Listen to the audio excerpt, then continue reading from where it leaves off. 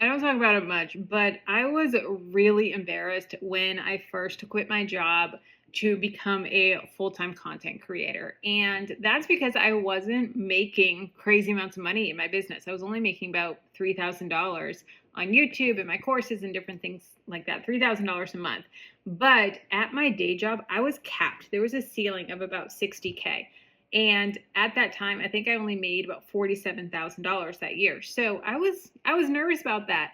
And am I making the wrong decision? But with online businesses, with content creation or selling courses or coaching, whatever it is, there's no ceiling. There's no limit to how much money you can make. It is endless. And there was that ceiling at my day job. So I decided, you know what? We're going to go all in. So I went all in, but I had a baby, so I could still only work 3 to 4 hours a day, about 15 hours a week.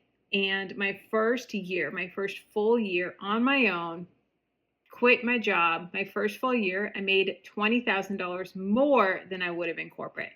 That's mind blowing to me that my first year I made 20K more. And it just goes to show of pursuing our passions and not letting, the you make money online or you make, money on YouTube or as a virtual assistant or selling digital downloads or creating courses, like the naysayers, the family members that have made comments.